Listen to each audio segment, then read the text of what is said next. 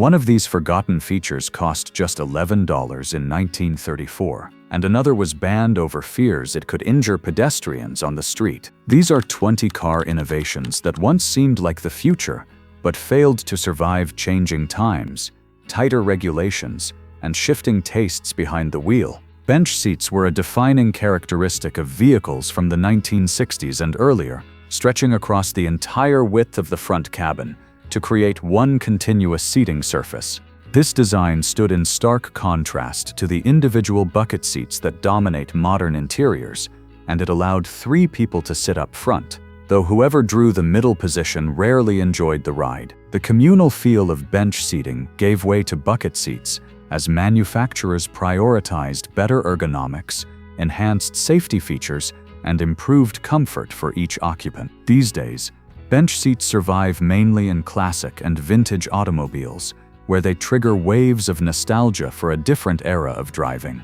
Vent windows, sometimes called wing windows, appeared as small triangular panes, positioned at the leading edge of each front door window. Before air conditioning became a standard feature, these pivoting glass panels served as the primary method for directing fresh air into the cabin while driving. Occupants could angle them to catch the breeze and funnel it exactly where they wanted it. Once automotive climate control systems grew more efficient and affordable, the purpose of vent windows evaporated. Manufacturers eliminated them to achieve sleeker door profiles and better aerodynamic performance.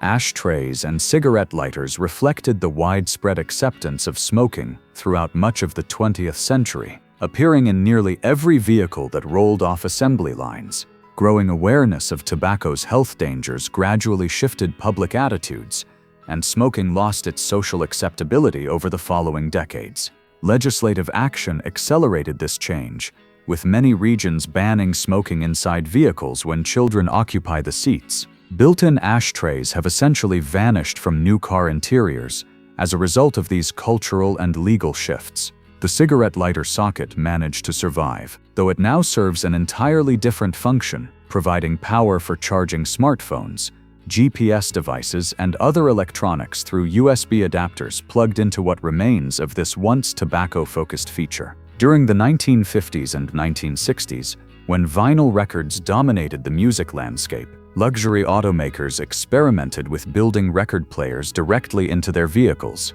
The goal was to deliver the ultimate mobile entertainment experience for wealthy buyers who wanted their favorite albums on the road. Reality proved far less glamorous than the concept, since rough pavement and uneven surfaces constantly jolted the needle across the grooves and ruined playback. Cassette tapes arrived and offered a more durable alternative, followed by compact discs, and the in-car record player vanished almost as quickly as it had appeared. Landau bars originated from horse-drawn landau carriages, which featured a distinctive folding top mechanism that became synonymous with elegance and sophistication. Automakers borrowed this visual element and mounted decorative chrome bars along the rear roof sections of their vehicles, particularly on luxury models.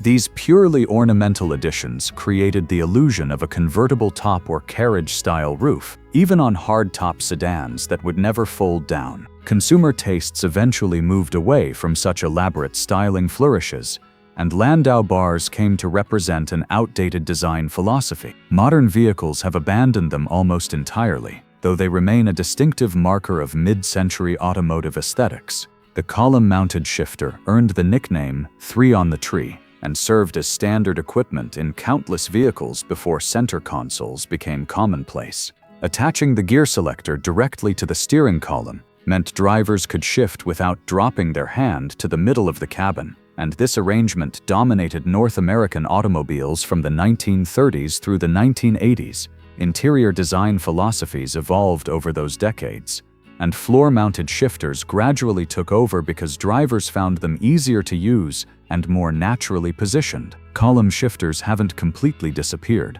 since certain trucks and utility vehicles still employ them, but passenger cars have moved on almost universally. Luggage racks mounted to trunk lids became a familiar sight throughout the 1970s and 1980s, offering drivers extra cargo capacity by strapping bags to the exterior of their vehicles. Travelers appreciated the additional storage when heading out on road trips with more gear than the interior could handle. Several factors combined to kill off this feature, including improvements to interior cargo space that made external storage unnecessary. Security concerns also played a role, as belongings left on outside racks sat vulnerable to both thieves and bad weather. Cleaner, more aerodynamic styling trends sealed the fate of trunk-mounted luggage racks for good. Car phones represented the cutting edge of mobile communication during the 1980s and 1990s, installed permanently into vehicles as a luxury feature that announced the owner's wealth and technological sophistication. Making telephone calls while driving felt revolutionary to those who could afford the technology, and these built-in units became status symbols among business executives and affluent drivers. Personal cell phones evolved rapidly and became affordable for the average consumer, which rendered dedicated car phones pointless almost overnight. Automakers pivoted to Bluetooth integration instead, letting drivers pair their own mobile devices for hands-free conversations.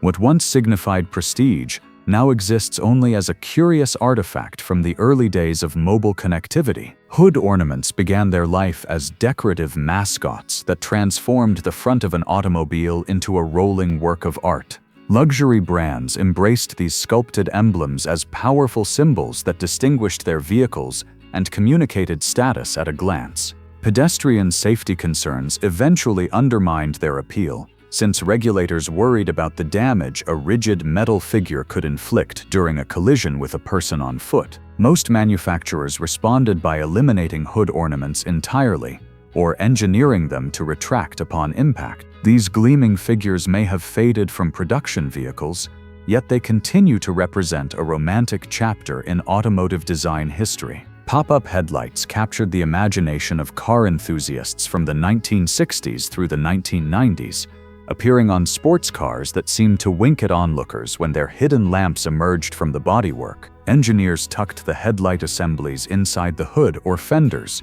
where they remained invisible until the driver switched them on and mechanical motors raised them into position.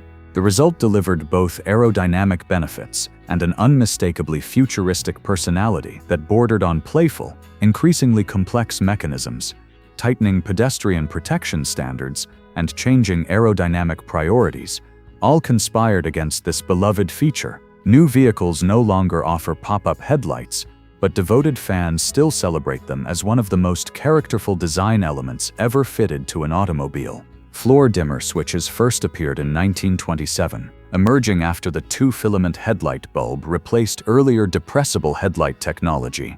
Drivers could tap this floorboard-mounted button with their foot to toggle between low and high beams while keeping both hands firmly on the steering wheel. Generous floor space in older vehicles easily accommodated these robust mechanical switches. American manufacturers followed European design trends during the 1970s and relocated the dimmer function to steering column stalks. The 1991 Ford F-Series and E-Series vans hold the distinction of being the last vehicles produced with foot-operated dimmer switches. Vinyl rooftops emerged during the 1920s as a practical solution for shielding passengers from rain and sun, drawing their aesthetic directly from horse-drawn carriages that featured leather and canvas coverings. By the 1950s, automakers discovered that vinyl tops could transform ordinary hardtop sedans into vehicles that mimicked the upscale appearance of convertibles. This styling choice exploded in popularity throughout the 1960s and 1970s, particularly among American buyers who embraced the look across multiple price ranges. Manufacturers offered vinyl roofs in numerous colors and textures, with some adventurous options, like the bamboo-patterned top featured on the 1953 Kaiser Dragon. Hearses and limousines continue using vinyl roof coverings today for a purely functional reason, as the material conceals the welded seams where these vehicles have been stretched beyond their original length. The 8-track tape format, marketed under the name Stereo 8, dominated car audio from the mid-1960s through the early 1980s.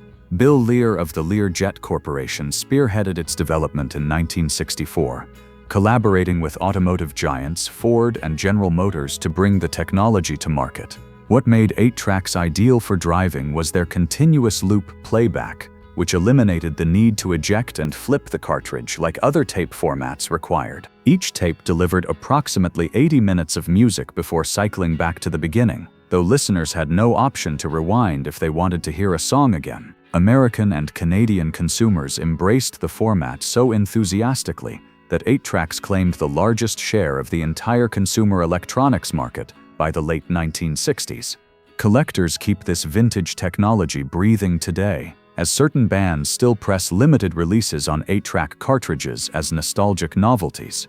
Automatic seatbelts arrived as an engineering response to the problem of drivers and passengers who refused to buckle up manually. Volkswagen pioneered this safety feature with the 1975 Golf, which became the first production vehicle equipped with belts that fastened themselves. Federal regulators in the United States announced in 1977 that all new automobiles would need either airbags or automatic seatbelt systems installed by 1983, which pushed manufacturers to adopt the technology. Complaints mounted quickly from owners who found the motorized belts awkward to use and incompatible with child safety seats. Regulators reversed course in 1981 and withdrew the mandatory requirement for automatic restraints.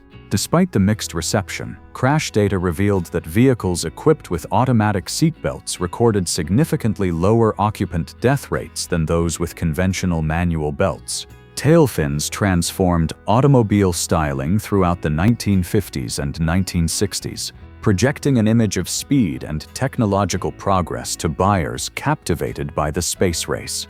Cadillac launched this design revolution with its 1948 models, where stylists took direct inspiration from the twin-tail rudders of the P-38 Lightning fighter aircraft. Each subsequent model year brought more dramatic fins, culminating in the 1959 Cadillac Eldorado with its towering stabilizers that resembled jet airplane components. Public enthusiasm for these aeronautical flourishes waned by the mid-1960s, and manufacturers quietly scaled them back until they disappeared. Contemporary automotive designers occasionally reference the tailfin era with subtle styling cues that acknowledge this classic period. Push-button transmissions appeared in Chrysler vehicles throughout the 1950s and into the 1960s, though the concept actually dated back to 1914, when the Vulcan electric shift attempted and failed to popularize button-operated gear selection. Chrysler engineered their system mechanically, running a steel cable from dashboard buttons to the transmission case. Packard and Edsel experimented with their own versions, using electrical actuation instead of cables. Chrysler abandoned push-button shifting by 1965 after buyer interest dwindled and the feature began seeming peculiar rather than innovative. Modern fly-by-wire transmission systems have revived push-button gear selection, making what once seemed outdated feel fresh again. White-wall tires distinguished automobiles from the early 1900s through the mid-1980s, featuring either a thin white stripe or an entirely white sidewall section. A small Chicago tire manufacturer introduced the concept in 1914, initially targeting horse-drawn carriages and chauffeur-driven vehicles. Early automobile tires were actually white by default because manufacturers used zinc oxide, which both colored the rubber and improved grip on road surfaces. White rubber wore out faster than black rubber, so tire makers began adding carbon black to extend tread life, which created the familiar black tire with a preserved white sidewall stripe that became a symbol of automotive elegance. Ford began offering white-wall tires as an optional upgrade in 1934, charging $11.25 per set, which translates to roughly $246 when adjusted for modern inflation. Curb feelers served as early parking assistance devices, helping drivers gauge their proximity to the curb before scraping their wheels or hubcaps. These simple contraptions consisted of springs or wire probes mounted near the wheels, and contact with the curb produced an audible scraping sound that warned the driver to steer away. Owners of vehicles with white wall tires found curb feelers particularly valuable, since those decorative white sidewalls showed scuffs and damage far more readily than standard black rubber. Transit authorities recognized the utility of this technology and equipped buses with similar devices, enabling operators to pull close enough to curbs for passengers to board and exit safely. T-tops delivered open-air motoring through a clever compromise between hardtop coupes and full convertibles, featuring twin removable roof panels separated by a central structural bar. Gordon Burig patented this configuration in 1951, though the American sports car company had already built a prototype incorporating the concept back in 1948. The 1968 Chevrolet Corvette became the first American production vehicle to roll off assembly lines with a T-top roof, and this exposure sparked widespread adoption across the automotive industry.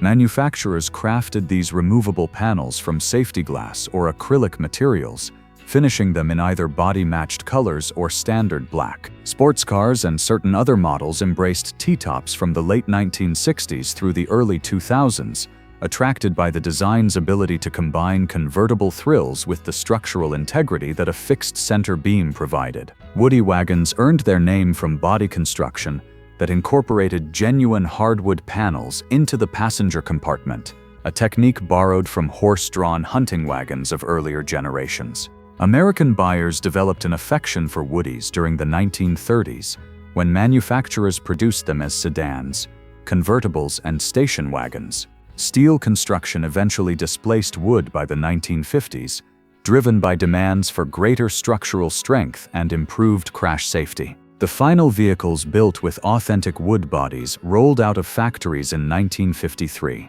after which automakers switched to sheet vinyl overlays that simulated wood grain patterns, cementing the station wagon as an American family icon. From bench seats to Woody wagons, these features defined their eras before fading into automotive history. Which discontinued car feature do you wish would make a comeback? And what modern convenience would you trade to get it? Let us know in the comments, and if you enjoyed this trip down memory lane, subscribe so you don't miss our next journey through the cars and innovations that shaped how we drive.